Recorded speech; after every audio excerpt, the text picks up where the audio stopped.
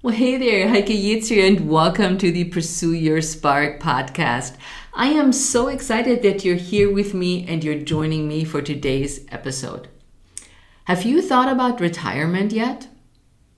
I have a little bit when my financial advisor had a virtual conference with me the other day. I looked over the numbers financially and where my husband and I might be as we retire and when we could retire. And he said, oh, officially I could retire when I'm 64. And that is 5 years away from now, where I have no desire to retire and stop what I'm doing, pursuing the spark of women over 50. But I had a little bit of a reality check when I talked to our guest today. And we are discussing the art of becoming visible in retirement because it's not always just about the money that's in your bank account. So I'll see you there.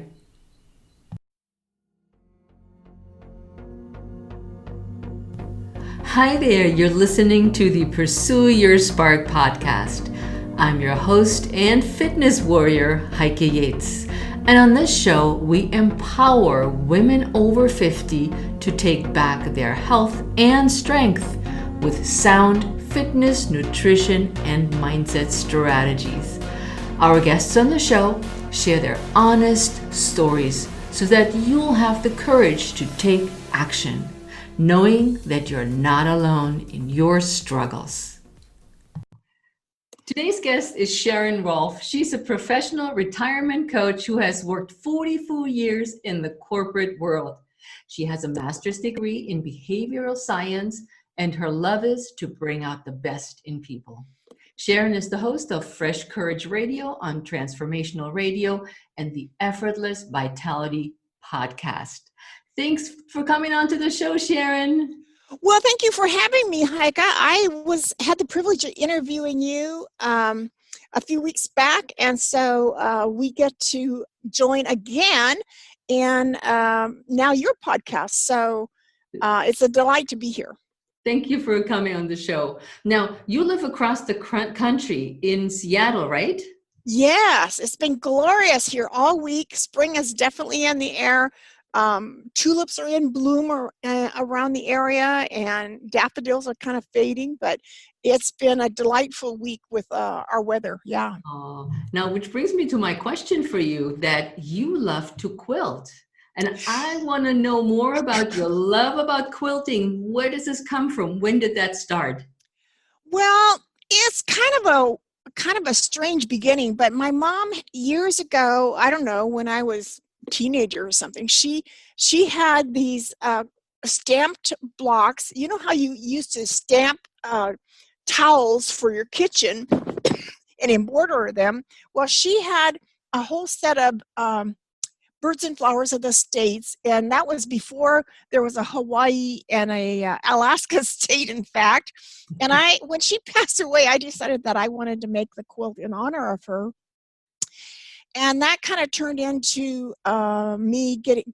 I wasn't that much into embroidery, so I've kind of figured out a different way to do that. But I've always loved sewing. I remember one of the peak experiences I had as a teenager was forgetting to eat because I was sewing, sewing clothes for school. So, and then over the years, I figured out that I loved color, and putting pretty colors together in a quilt was just the combination of sewing and color and creating something pretty. Oh, interesting, because you have your Etsy store, Quilted Petunia, which we'll mention later as a link in the show notes, where you're selling your quilts. Yeah, I've always also loved words of wisdom. So I've been putting words of wisdom on little blocks that are just postcard size. And since in the days when we worked in cubicles, I figured cubicles need art too, and especially words of wisdom. So like one of my favorite is cherish forever what makes you unique. And that kind of goes along with pursue your spark, doesn't it, Heike? Yes, it sure does, Sharon. And since we So don't do video, we would show you guys the beautiful quilts that Sharon was just showing me yeah, started recording. So you yeah. just have to go to our Etsy store and check it out. Check it out. Yeah. So tell our listeners a little bit about yourself, where you grew up, and a little bit about your background to where you became a professional retirement coach. Well, I grew up on a farm where I milked cows and stacked hay and gathered eggs. And I was the middle of five, but I was the only one in my family that went to college. So I had always loved learning, and college kind of took me into the Seattle area. And then I pursued kind of, the saying inch by inch, anything's a cinch. Well, I applied that to college and going to night school weekends, but to eventually get a master's degree was pretty and I also took let's see Toastmasters and got a competence allocation what title I guess there. But in my last job at Boeing, I was empowering people to take problem solving to the lowest level.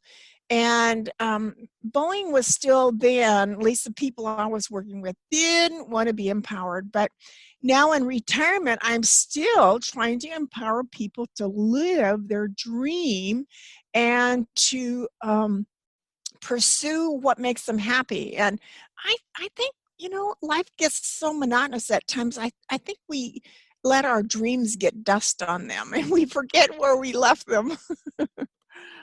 Yeah, it is true. So when you went through all these steps in your career, let me backtrack just a little bit. How come that you were the only one that went to college? Well, I think mainly it's because I love to learn. Um, People might be satisfied with just, delivering mail or driving a truck or, manual labor. But I wanted to use, my brain and use where my passions were. I got my undergraduate was in administration, so I used that quite a bit in my office jobs. But I've always I got hooked onto neuroscience and how actually studying how our brain works, and boy, that's been an exciting trip ever since. And that's just kind of been in the last 5 or 6 years. Oh, very interesting. That was a quick turn from Boeing, working at Boeing. How long were you at Boeing? I was just there 8 years. I had put in 19 years at GTE. In Everett, Washington, I put in 18 of those years. And then in Tampa, Florida, I put in a year there too. Mm-hmm. So you made a switch from there after those 18 years, and you, as you called it, you made a switch midstream. What triggered that stream or that change? Well, you mean moving to Tampa? Yeah. Yeah, I had a sense, Heike, for 2 or 3 years that I would be leaving the area here. Now, it is super pretty here. But when there's kind of a calling in your heart, it just opens you up to new things. And I realized once I did move how much strength it took character-wise to leave everything that's known to go to what is unknown. But I had started looking around and I thought, what would I miss here? What would I miss? Let's see. I think I'd miss the seagulls. And so I got on a ferry 2-3 times, and seagulls like to follow the ferries across the water. And I got a great shot of a seagull that I blew up into a poster, and that was kind of fun. That is. Yeah, I had something in midstream too. When I was 18, I decided that I wanted to leave Germany. And I asked myself that same question. What would I miss when I left? Did you? Okay. What And was the answer? I would say nothing. Oh, okay. For me, it was like I would miss my family because that was the only people that I've lived with and been with a little bit of exception. I mean, I lived by myself for 6 years, but I was like, What would I miss? And at 23, I finally made the leap. It took me a couple of years to actually get my goose in a row, but my ducks, that's what it is, the ducks in English. And I decided I wouldn't miss anything. Because, Hmm. with the internet, you can talk to anybody. You can Zoom now or video chat. Yeah. And I Yeah. was like, because I was ready for an adventure, something new, something different. Yeah, that I think is the big difference. When something new is calling your heart, you don't look at what's behind you. You look ahead. Yep, yep, absolutely. And it's our topic ties in really well with today. Our financial advisor Zoomed with us to talk about our finances when we retire. And our topic is the art of becoming visible in retirement. And since I have the expert here, and I thought this would just tied in perfect when he said, "Oh, you could retire in 3 years," and I'm like, "Oh, what would I do? What would my life be like?" So, Sharon, as the expert here, retirement represents a totally new challenge and obstacles. Tell us more about this from your perspective. Well, this becoming visible has been something that I have been evolving. Like you peel an onion. It really started for me just maybe 6 months after I retired. But let me back up first and say, retirement. Our culture doesn't exactly train us for the emotional, mental, social, and spiritual side of retiring. All they do is focus on the financial. Well, there's all these other things that enter into the transition. Like if Heike, you don't have a title anymore, or a role, or a group of people to work with, how are you going to replace those social connections in your life in retirement? That's a pretty huge question. Yeah. And whoever thinks of that. So I've encountered several people who um, felt like they were bouncing off the wall because their identity was gone. And without a title and a business card, they didn't know who they were, and they needed someone to help them make sense of it. The mental side of it has a lot to do with, well, the social. Like in this pandemic, we're coming to really come to grips with the mental side of not being social. It kind of lets depression sink in, and the depression often leads to compromised health, and that mental slide downhill. And so we need each other. And even if Zoom is a nice way to combat that, but I think even this morning as I was getting dressed, it's like, I'm ready to hug some people. I used to give workshops at the senior centers around my area, and I called it, "What do I want to do in retirement?" And one of my students said that isolation in retirement caused him to become an alcoholic. Mhm. And that just stabbed me in the heart because, everybody thinks what retirement is. So, do what you want, travel, it's all funny and smiles. And I realized that I'd also heard a little soundbite on TV that, yeah, suicides are also up in retirement. Nobody's talking about the emotional, mental, spiritual, and social side of retirement. And I've always, the other side of that that's real positive is I've always had a strong conviction that when I get to heaven and get asked, what have you done? And I don't want to have to admit, that talent you gave me, I, Yeah. I buried it. I just think that is so wrong, and I don't want anybody else to have made a mistake like that either. So, a part of the social side is think reaching out to who might need the experience and talent that you have groomed over these last 30, 40 years. When you think about retirement, let's backtrack a little bit on that. It's Okay. when you're starting to, okay, you have retirement looming, quote unquote, and you're excited. And I mean, we all only have so much money when it comes to travel and do this and then the other. What is the first thing that somebody, when you're saying, okay, I'm going to retire in 5 years, what would you recommend that somebody says at this point and does? Well, another side that kind of ties into the social is what kind of support system do you have outside of work? If you have been traveling nonstop in your job, you probably or may not see that many people around where you live. If you've never had hobbies and have a reason to share your talents and your creativity with others, that's another opportunity for socially being engaged.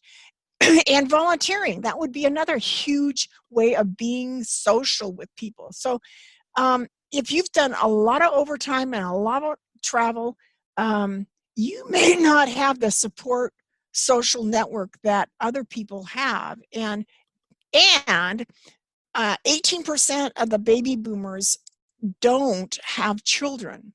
I don't have children, and therefore all that grandkids stuff that fills a lot of people's calendar isn't in mine.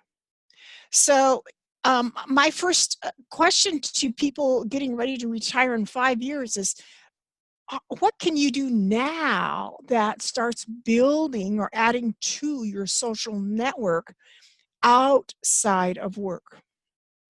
That is a very good question, because people are thinking, because I have 2 children, that I'm just waiting for being grandmommy and the babies to pop out. And I'm like, well, I don't, because I am really busy of what I do. I love my kids to have kids if that is their choice, but also my kids live on 2 completely different parts of the world. And going back to my own history, my mom lives in Germany. I live in the United States. So I live in Maryland on the West Coast, on the East Coast, where my son lives on the West Coast. And my daughter now lives in Ireland. So Oh my. when you look at that pattern, none of us really had the pleasure really of the grandkids. My mom always said, oh, I wish you would live back in Germany and I had more of the kids. And I was like, you can't really count on this anymore, because we're not a little village where people may move to the next village, which is an hour away. Mm-hmm. And so your advice is really good with hobbies and communities, and in starting this even way before you actually start to retire. That's a very good suggestion. Well, and I drove Lyft last year to pay down a couple of bills, and one of my passengers was an airline pilot, and he said he knew lots of pilots who were scared about retiring, because are they ever home that long to actually have a community around them? And I know at Boeing, there are tons of people that work lots of overtime. I've actually seen a couple beds in Boeing where people live there. Oh, wow. Yeah, sad. Yeah. So then you going into retirement. Okay. What is your take on? A lot of people say, I want to keep living in my house. Others want to live in communities of assisted living and so forth. What is that? What do you think from your experience you would say? Well, I guess I don't have a lot of opinion one way or another. I can just always, I intend to live another 30 years or more. And yet I don't see a need to go into assisted living. And yet I know a couple, a man and a woman in assisted living here around my area where I had my workshop. And they said, don't wait too long to find your community. They both loved where they were and were highly engaged and involved in the community. And they basically were saying you can choose the neighborhood you move into. And the guy, I think, was like 92. and had been, I think, an engineer. And the lady, I think she was from Maryland, um, and she did move here to be closer to her kids, but still she was in a community of people that were basically her age and had her meals and so forth made handled for her. Mhm. So um, the the option nowadays to be living in adult homes is also an option where you're not actually in a big community, but still you've got a small group of right across the street from me. There's a house like that. So, What is it like? I haven't heard of that. well, I think in this case, there's probably these people are. I think most of them are in wheelchairs, so they may not quite be the same. But let me tell you about one of the guests I had. She said there's communities that are cooperating to buy like 30 acres and build a bunch of homes in a um, focused community where the houses are kind of facing each other, and they want you to have a commit to having meal with your neighbors at the community hall once or twice a week, and that you occasionally are contributing to making the meal and or bringing a salad or something to these community dinners. So that was pretty exciting because the lady I interviewed was um, anticipating their houses being built, I think, by fall of next year. And it was in the community I was born in. So I thought, man, that kind of tugs at my heart to maybe I want to go back there too. That sounded really good just now. I'm like, I can totally see that. Cool. Yeah, the name of the program is, the way they do this isn't coming to mind, but it's kind of like, it's called co-housing, I believe. And the lady I spoke to and interviewed was Shelley Parks. And you could find her show on my Fresh Courage podcast in YouTube. Yeah. Now, Sharon, you became a boomer coach and you host weekly meetups. What led to that?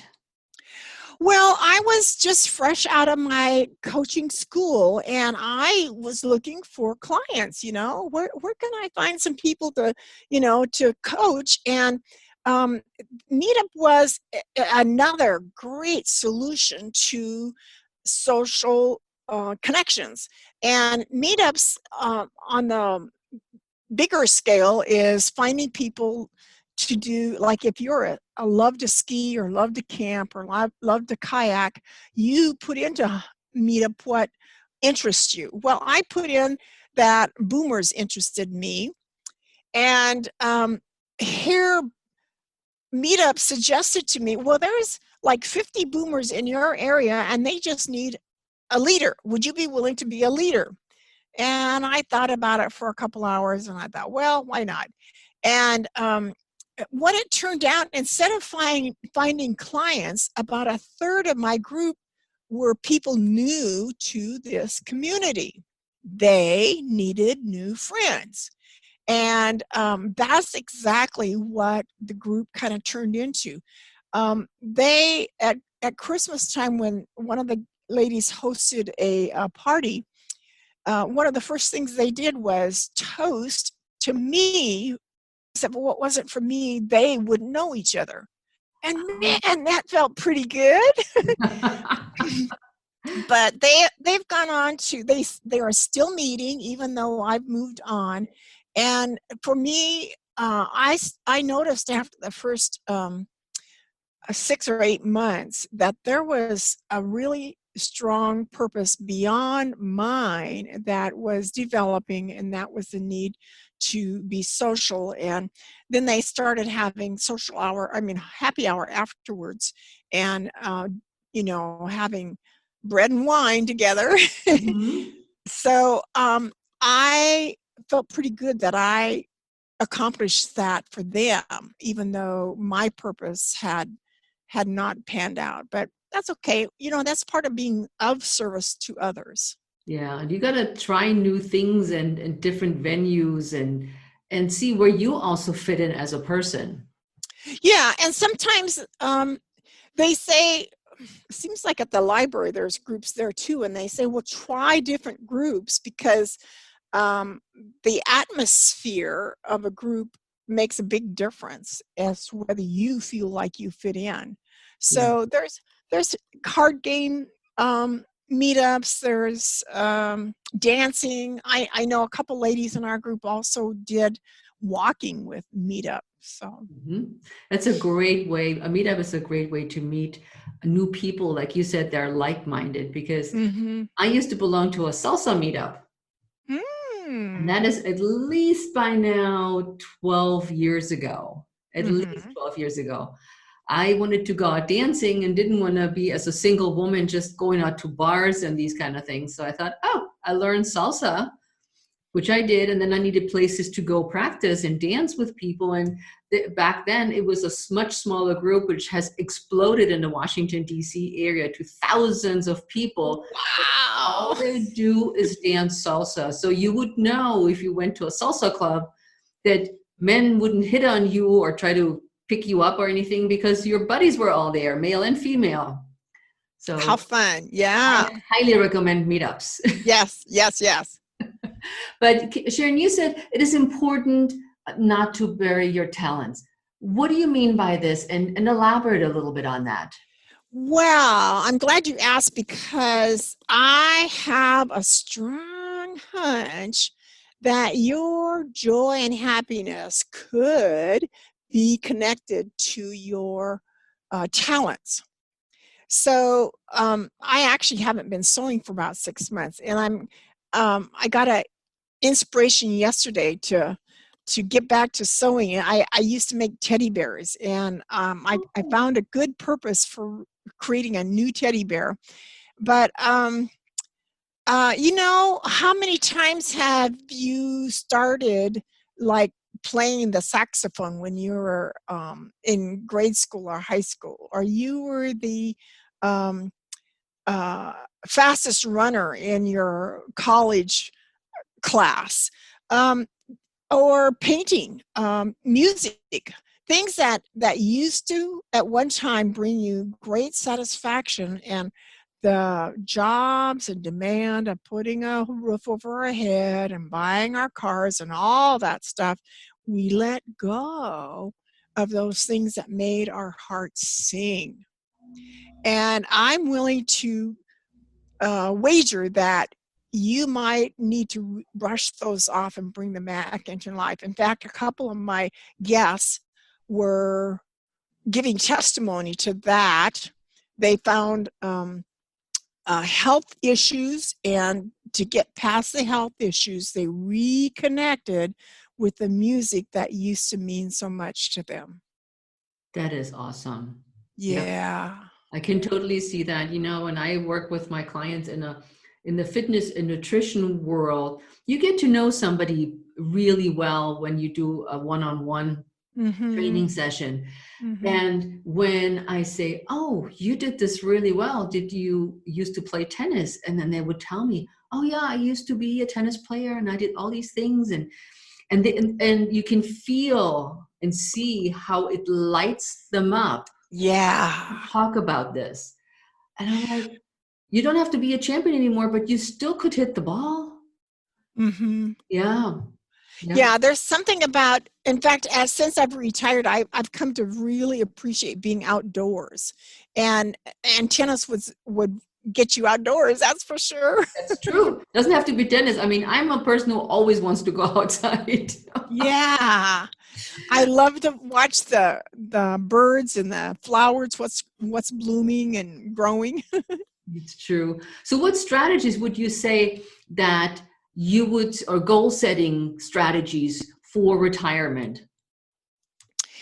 Well, um one of the first I read in retirement outside of coaching, and this was actually another coach's book. It's called Joy Diet, and she looks at 10 different subjects in kind of a different way. But it was what got me into meditating, because her first menu item on her diet was doing nothing for like 10 or 15 minutes a day. And what happened for me was bubbling up and basically listening to your own spirit and realizing there's wisdom inside that can guide us. And our busy world and our stress-filled words didn't give us time to listen to our spirit. So and with that is reminding yourself what used to bring you happiness. I got home from a trip last September, and the first thing I want to do was water my petunias and geraniums, and oh, that brings me joy. Yeah. And who would have thought that simple things like growing a garden would bring you joy, but it does. Yep. Yep. I never thought that I would love gardening. And when I had my first house with my kids, when they were still little, we started terracing the backyard and did all ourselves and planted, and the kids were always like, "Oh, Mom, you and your garden." But now even this is what it's like 12, 15 years later, I still garden a little bit less because, as you know, I'm a triathlete, so I have to divide my time between my garden and my training. Yeah. But I swear, digging around in the dirt makes me happy. Mm. Yeah, and there's something about saying I did it myself. Yeah. That's part of the joy of sewing, is that you're creating something that lives on after you. And I'm hoping that this pandemic thing and being with our families more, that we start sharing some of those things about and being able to say, I did it myself. Yeah. Yeah. Yeah. A lot of people making sourdough bread in my neighborhood right now. Oh, interesting. I read something yesterday about leaving something, putting half of the dough in the fridge for 5 days, it turns into sourdough. And I thought, boy, that's kind of different. But I've been trying to convert my recipes, my favorite recipes, into gluten-free and sugar-free. So that's been, I made one with banana muffins and pumpkin muffins. And the pumpkin one, I don't think I'll do again. It seemed to not inspire me, but the banana one with chai was definitely very good, very good. Oh, there you go. So we're getting recipes here right off the air as well. Sharon, what are 3 tips you can give our audience to prepare for retirement? Well, I really want people to recognize that your financial planner is not likely to be the person that helps you find purpose in retirement. They're going to help you fund the things you want to do in retirement, but you are now going to be the director of your own life. Nobody's going to tell you when to get up and when to leave the house. You have to be the director of your social connections, of your mental health, of your emotional health, and your spiritual health. So, recognizing that there's the consequences of not doing that is depression, isolation, suicide maybe, or alcoholism. Mhm. So I want people to know, if they avoid, the older generation, I think I used to think of them as the rocking chair generation.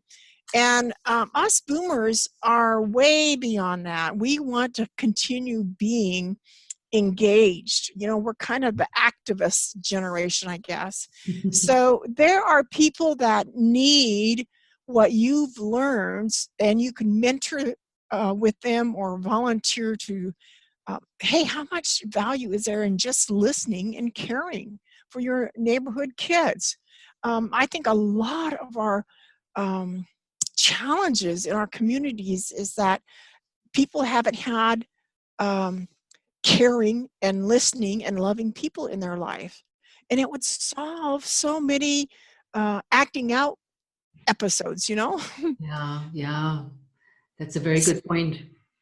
So my main thing is nobody talks about the consequences of not taking charge of your life, and become aware that if you don't fill up your calendar with things to do and people to see and a place to matter, to make a difference and to fit in, then um, life may be shorter than your brother or your husband or whatever. And besides, we all become, that's the other side, we all will become single again. Yeah. And what kind of choices are you going to have when that happens? So don't bury your head, but be acknowledge that you have some significant decisions to make. Yeah, these are some really good nuggets of wisdom, Sharon, that you're sharing today with my audience. Anything else that I forgot to ask you and you're burning to share with them? Well, I think I want to talk about this one little art block that I made, and I showed you before we started. Passion has the ability to light a spark in all of us. And just like your show is pursuing your spark, I think when you like when you go into a restaurant and you see somebody doing a phenomenal job as a waitress, their ability, it looks like their job fits them like a glove. Well, that's what I want to help people find, is something that fits them like a glove, because when you're lit up with passion and spark, you're contagious and other people want to be like you. Isn't that a good thing? Absolutely. I can only second that one. Very good. Sharon, where can people reach you and find out more about you? Well, my website is just updated as of this last weekend, effortlessvitality.org. And my podcasts are on Spreaker and Spotify. Fresh Courage, Transformation Talk Radio is their website that hosts it for me. And one of my guests recently was a fellow who uses music to heal people. So people in transitions like retirements often need something to inspire and calm and give them peace. And he's all about that. He uses music as a health advocate. Then I'm on Facebook and LinkedIn as Sharon Rolph, ROLPH. And I'd love to connect with some people. And in fact, my phone number, if that is the best way for you, is 425-877-6655. Sharon, are you still teaching your workshop? I don't have any scheduled right now, but I do have on my website an introduction of my workshop, and I kind of talk about how I put the colors and the wisdom and the sewing and, connecting the dots of what brings me joy. And I hope it could be an inspire to your audience too. Yeah, so they can find this on your website. Yes. Perfect. Like I said, Sharon, it was such a pleasure talking to you, and you shared such great nuggets of wisdom. Thank you so much for being here. Well, thank you for having me, Heike. And I just want to slip in that my nephew lives in Germany still, so I intend to get back over there. I know Germany is just a great country. I mean, I still love the US, but Germany has its own flavor. Yeah, I need to check that out some more. Thanks, Sharon. You're welcome. Thanks for having me, Heike. Bye. Did this episode make you scratch your head and think about what you're actually going to do when you retire, whenever that is? Some people retire early, some people retire late, but what would you do if you weren't working anymore? We want to know from you what your thoughts are. So reach out to Sharon and myself on Instagram or on Facebook. And you can reach me at Heike Yates on Instagram and Heike Yates Pursue Your Spark on Facebook. And let us know what your thoughts are on retirement. And with that, my friends, I hope you have an awesome day. Enjoy what it is you're doing today.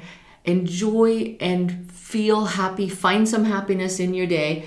And please reach out to me on the Pursue Your Spark podcast on Apple and leave a review to help other people find the show. Until next time, ciao.